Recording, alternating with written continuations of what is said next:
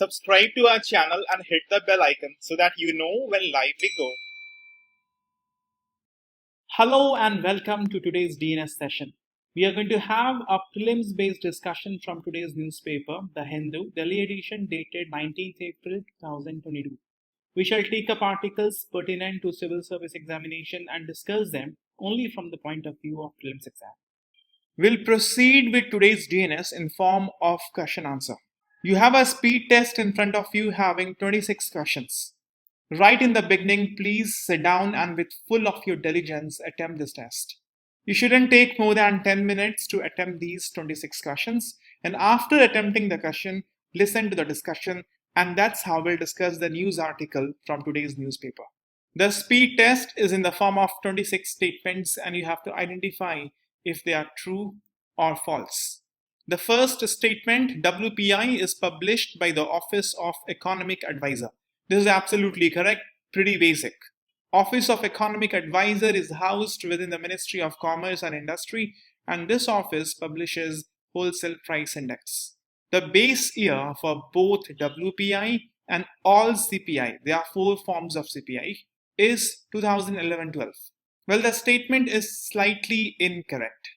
Because recently, Labour Bureau under Ministry of Labour and Employment, the body responsible for collecting the data of CPI, has come up with one of the index of CPI, which is CPI Industrial Worker, with base year of 2016. There are 4 forms of CPI data: CPI for industrial workers, CPI for agriculture workers, CPI for rural laborers, and CPI for urban-rural combined. So the base year for industrial worker has been shifted to 2016. The base year for rest of the CPI remains 2011-12.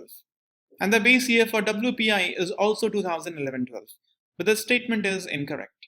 The Monetary Policy Committee of RBI uses CPI data to control inflation. CPI data is more reflective of inflation from the perspective of consumer. WPI is reflective of inflation from the perspective of producer, because consumers don't buy products at the wholesale price. So it makes more sense to use CPI data for inflation control. And RBI has made this change back in 2014. The statement is true. WPI does not capture changes in the prices of services, which CPI does. Of course, WPI capture changes only for prices of goods, not for service. CPI does for both. The statement is true. In WPI, more weightage is given to manufacturing goods, while in CPI, more weightage is given to the food items. This statement is also pretty basic and absolutely true. In WPI, highest weightage is given to manufactured goods, around 64%, then the primary articles, and then fuel and power. But in CPI, the highest weightage is given to food and beverages, around 46%, then housing, then fuel and light, and then clothing and footwear. CPI Urban-Rural Combined is compiled by NSO, National Statistical Office, in the Ministry of Statistics and Program Implementation. See, of the 4 varieties of CPI, the first 3, CPI for industrial workers, agricultural labor, and rural labor, these are compiled by Labour Bureau, housed under Ministry of Labour and Employment. But the 4th one, CPI Rural-Urban Combined, this is compiled by NSO in the Ministry of Statistics and Program Implementation. The statement was on CPI Urban-Rural Combined, so the statement is correct. Guru Tegh Bahadur founded a warrior community known as Khalsa. This statement is not correct, because Khalsa was founded by Guru Gobind Singh, the 10th Guru. Guru Gobind Singh also started the ritual of Pahal. Pahal is a kind of baptization. It is also the initiation of rites for entry into the Khalsa Brotherhood. Guru Gobind Singh also joined Bahadur Shah as a noble, and he was the last Sikh Guru, as he passed the Guruship of Sikhs to the Guru Granth Sahib. Guru Tegh Bahadur was contemporary of Babur. It's a common knowledge that Guru Tegh Bahadur was executed in Delhi on the order of Aurangzeb, so he cannot be contemporary of Babur. Contemporary of Babur was Guru Nanak Dev, the first Guru.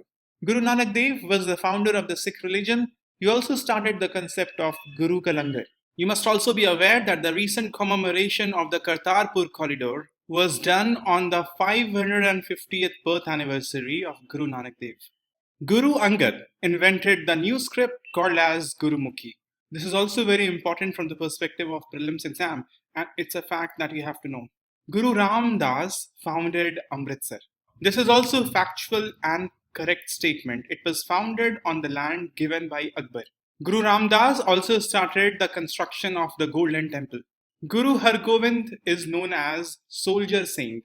Guru Hargobind transformed the Sikh community into a military community, and hence he is known as the Soldier Saint. He was also the one to establish Akal Takht, and he fortified the Amritsar city.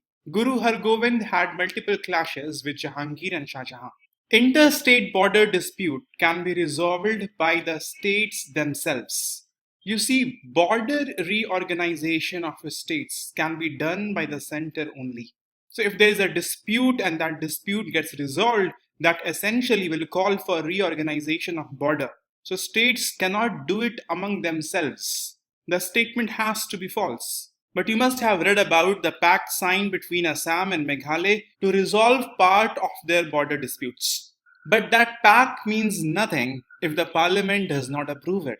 But the way things goes about is that parliament does not bulldoze its decision, especially in case of border disputes among the states. If the state themselves decides based on consensus, and after independence we do not have a history of resolution of border disputes among the states. But a positive example is coming in this case of Assam and Meghalaya, where the central government has encouraged amicable resolution of dispute. So whatever border they decide on, that itself will be passed with the parliament. But the stamp of the parliament is essential, and without that, states cannot reorganize their borders by themselves. Meghalaya is a 6th scheduled state, while Assam is a 5th scheduled state. This is absolutely incorrect statement. Both Meghalaya and Assam are 6th scheduled state. There are 4 6th scheduled states: Assam, Meghalaya, Mizoram, Tripura. The government is required to take the council's consent according to section 21. The district council they are talking about. The government is required to take the district council's consent according to section 41 of the Right to Fair Compensation and Land Acquisition and Rehabilitation and Resettlement Act 2013. See, section 41 of the Land Acquisition Act of 2013 reads like this: as far as possible, no acquisition of land shall be made in the scheduled areas. Where such acquisition does take place, it will be done only as a demonstrable last resort. In case of acquisition or alienation of any land in the scheduled areas, prior consent of the concerned Gram Sabha or the Panchayat or the autonomous district councils at the appropriate level in scheduled areas under the 5th schedule to the Constitution, as the case may be, shall be obtained. So this section makes it mandatory for the district council's permission for acquisition of land. In the case of Assam Meghalaya Accord, the district councils are not happy. The legal issue they are raising is, number one, the lands at the borders are private property, and that cannot be taken over by the state just like that. And even in the case of takeover land acquisition, the permission of district council is required. But then things in law is not very clear, black and white. The district councils are not outside the purview of the state. The governance of district councils, if that conflicts with the governance of the state, then of course the governance of the state or the rules made by the center has to prevail. Using this provision of the Land Acquisition Act of 2013, the district councils, some of them and some other parties, are planning to go to the Supreme Court. It is only a legal opinion that they are framing. This is not an absolute statement that because of this provision of the Land Acquisition Act of 2013, such pact between Assam and Meghalaya cannot be done bypassing the district councils. Whether it can be done bypassing the district council or not, that will be decided by the Supreme Court looking at overall picture of the law and the constitutional provisions.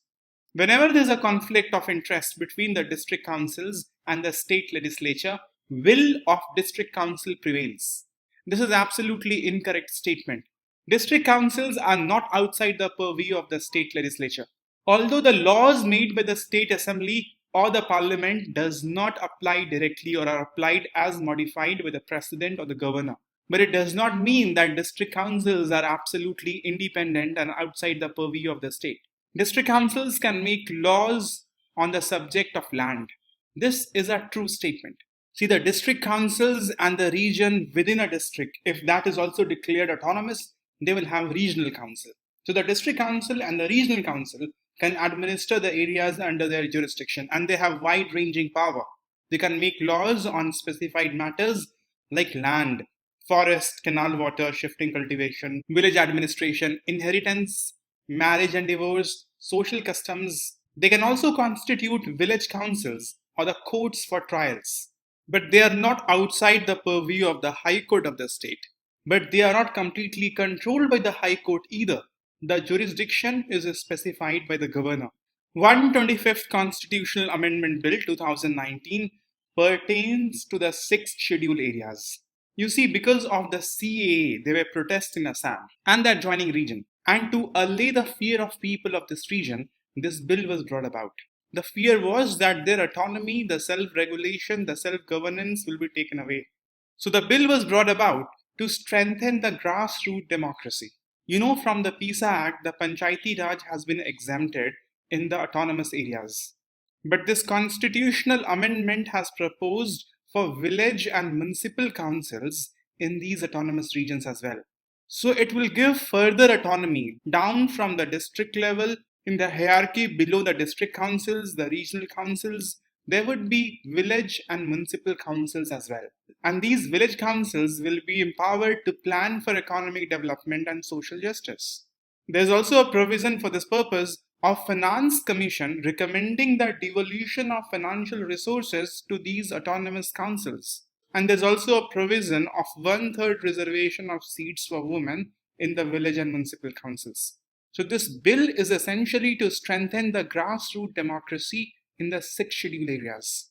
So the statement is absolutely correct. As per the provision of Article 201, the governor may send back a bill passed by the Legislative Assembly for reconsideration. When governor gets a bill after getting passed from the Legislative Assembly, he can either accept it or send back for reconsideration or reserve the bill for consideration by the President. But this provision is not in Article 201. It is in the Article 200, Article number 200. So the statement is false. In practical terms, governor can withhold a bill indefinitely. As per the constitutional provision, if the governor sends back the bill to the House for reconsideration and the House passes the bill and sends it back to the governor for assent, the governor will have to give the assent. But the point is that the Constitution does not specify the time period within which the governor has to give the assent. So the governor can take as much time as he or she wills. So technically, governor can withhold the assent for as long as he or she wants. So in practical terms, governor can withhold a bill indefinitely, and this is technically called as pocket veto. The statement is true. Financial Action Task Force to tackle money laundering was established by G7 in the Paris Summit in 1989. Statement is very basic and correct. Egmont Group is related with global human right violation. This statement is incorrect because Egmont Group is a group of FIUs, Financial Intelligence Units. All the member countries of FATF, Financial Action Task Force, constitute a national body termed as Financial Intelligence Unit that cooperates with other financial intelligence units of other countries under FATF. So Egmont Group basically provides a platform for cooperation of FIUs. So it is related with money laundering. But you may argue, if you wish, that money laundering is ultimately related with human right violation because of money laundering. Human right violation happens. Ultimately, that's what happens. Because of all wrong happenings, rights of somebody is violated. But we will not think in that frequency and amplitude because direct discussion of human right violation as such doesn't happen under FATF. TRAI comes under Ministry of Communication and Information Technology. This is a correct statement. TRAI is a regulatory body for telecommunication sector in India, but this is not an independent regulator. This is not completely free of the control of government. And as per the provisions of the TRAI Act, government can give direction to TRAI and following the direction is binding on TRAI. So although TRAI is a regulator of telecommunication sector, but it is not completely independent and it comes under Ministry of Communication and Information Technology. Secretary to the Department of Telecommunication is the ex officio chairman of TRAI. There is no such provision. Department of Telecommunication comes under Ministry of Communication and Information Technology, but the secretary to this department is not the ex officio chairman. Generally, a senior bureaucrat is chosen for the chairmanship of the RAI, and that appointment is done by the appointment committee of the cabinet. But there is no provision that the secretary to the Department of Telecommunication will be the chairman. This is absolutely incorrect statement. The RAI performs adjudicatory and disputes function as well. The RAI was envisaged to perform such function because initially the chairman of the RAI was supposed to be a sitting or a retired judge of Supreme Court or Chief Justice of High Court. So because of such judicial background of the chairman, it was envisaged that the RAI will also provide adjudicatory functions. But changes were made in the year 2000 and the RAI no more performed this function. The statement is false. In order to understand why it is not performing this function, you can understand it from the previous question. The RAI comes under a ministry, which implies that it cannot direct the ministry because ministry is a superior body, a superior authority to the RAI. So if the RAI cannot give direction to ministry or government of India in general, then how can it perform adjudicatory functions? Who can adjudicate? The one who can give orders to the parties. And the telecommunication disputes, most of the time, the government will be one of the party. And if the adjudicating body cannot direct the government, then it cannot perform the adjudicatory function. This was pointed out in the Delhi High Court, and Delhi High Court then declared that the RAI cannot perform adjudicatory functions. So the RAI was kept under the ministry. It was not made an independent ministry. It was not made an independent autonomous regulator, but the chairman now can be any senior bureaucrat. Then who performs that function? Telecom Dispute Settlement and Appellate Tribunal. The chairman of Telecom Dispute Settlement and Appellate Tribunal is a sitting or retired judge of Supreme Court or Chief Justice of a High Court. This statement is absolutely correct, and because of this background of the chairman, the body is suitable to perform the adjudicatory function. Among Oman, Ethiopia, Indonesia, and Odisha, geographically closest to Sri Lanka is Indonesia. This you can solve only by intuition. There is no way that you'll get a data on this. You look at the map and think about it.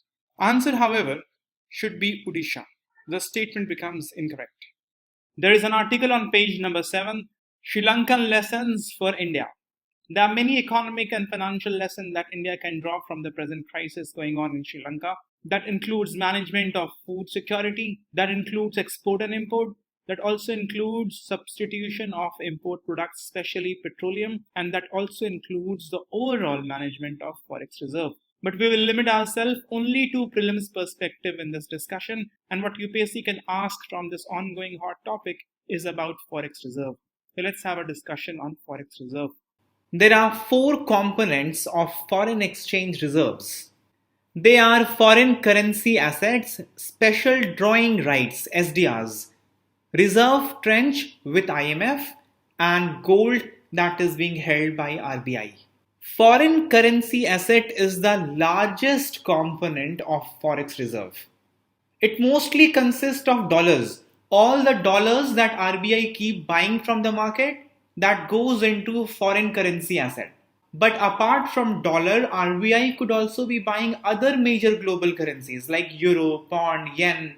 Over and above this, foreign currency asset could also comprise of investments in US Treasury bonds or bonds of other selected stable economies.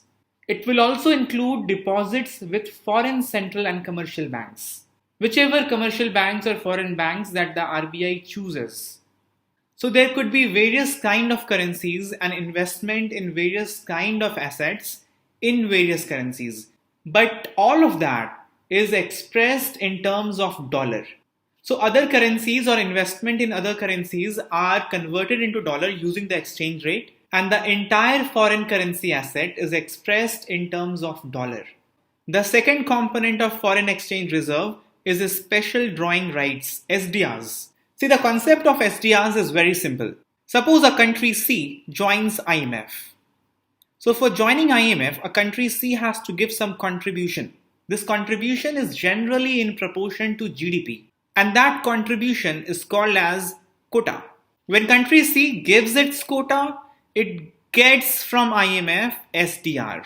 What is it? Is it currency? Is it money? No. Suppose quota of country C is 3%, then the SDR will also be 3%. Suppose for the sake of understanding, all the members of IMF contribute together $500 billion. So 3% of $500 billion will be contributed by country C. But not necessarily IMF will release SDRs proportional to $500 billion. IMF can release SDRs of any amount, be it $100 billion, 200, whatever it deems fit. But for whatever amount the SDR will be released, 3% of that will be given to country C. So physically country C gets nothing. It is just a concept that 3% of SDR is with country C. But lot can be done with that. First of all, that 3% of SDR will be held as Forex reserve. You can also exchange just like currency, but remember SDR is not currency, but you can exchange those SDRs for currencies. Who will buy SDR? Maybe a country that is not feeling very safe, a country that feels that it can default. That country may buy your SDR. You can sell your SDR and in turn you can get a hard currency, maybe dollar. The member country can also use these SDRs for repayment of loan to IMF or the interest payment. Or that SDR can also be used to increase the quota at IMF. Suppose this country C is having a quota of 3%. After some reform, the quota is increased. Suppose from 3% the quota goes to 4%. So remember initially I told you if the quota is 3%, that means some money has to be contributed to IMF. When quota is increased, the contributing amount will also increase. So now you have to give money in hard currencies, but a part of it you can also give in terms of SDR because the country C is already holding 3% SDR. So for increased quota, this SDR can be used for payment to IMF. When IMF releases SDR, that is not released in terms of only dollar. That is actually a basket of 5 hard currencies: Euro, Renminbi, Yen, British Pound Sterling and US dollar. But however, SDR, even though released in terms of basket of 5 hard currencies, but is expressed in terms of dollar, just for the sake of simplicity. So the other components of the basket, Euro, Renminbi, Sterling and Yen, they are converted into dollar depending on the exchange rate, and one number is expressed for the SDR in terms of dollar. The SDR the country gets is in proportion to the quota that the country contributes to IMF. And that SDR becomes part of the Forex reserve of the nation. The third component of Forex reserve is reserve trench with IMF. See, we have discussed this that every country has some quota at IMF. Quota meaning you have to contribute to IMF. That contribution can come in 2 forms: foreign exchange component and domestic currency component. Meaning suppose you have to pay 100 units, then 75% of that, meaning 75 unit you can pay in your domestic currency, and 25 unit you have to pay in terms of foreign exchange component. Here again you can divide it into 2 parts. You can pay in terms of dollar or you can pay in terms of SDR. And the amount that you are paying in dollar and SDR, that you can keep with yourself. You don't have to give it to IMF, but you cannot use it the manner and the way you like. It will be with you, and when the need comes, you can use it. For example, the repayment of loan or the interest to IMF, in the eventuality of you defaulting, you can use it. Under the times of stress, you can use it, but not otherwise. This is something that you had to give to IMF, but IMF has allowed you to keep it with yourself. Because when the time comes, you don't have to go rushing to IMF. You can first use this component. And if you need more, then you can go to IMF. So this component basically is called as reserve position in the IMF or reserve trench. And this also becomes part of Forex reserve. And then there is gold that is kept with the RBI. Now the question is why India's Forex reserve has increased. We have understood the components of Forex reserve. Once we have understood that, it will be easy for us to understand the most important reason as to why Forex reserve have been increasing in the most recent time. You know that the foreign currency asset is expressed in terms of dollar. And the fact is that the dollar has depreciated by around 4.5% vis-a-vis currencies like euro, pound and yen. And when the foreign currency asset was expressed in terms of dollar, these currencies were converted to dollar. An exchange rate is used for that. Now when dollar is weakening, the conversion of euro and pound and yen into dollar will increase. So now the final expressed amount of the same asset in terms of dollar will be more because these currencies have become stronger. So even though the asset has not increased, but its value in terms of dollar has increased because dollar has depreciated. That is one important reason why our forex reserve has increased in recent time. Then there are other reasons like the crude oil prices has decreased in the recent time. So our import bill has reduced. So the stress on forex reserve, the money that we were using from forex reserve to pay for the import bill, that has decreased. Thirdly, RBI has done a lot of intervention recently in the forex market. RBI has bought lots of dollar from the market.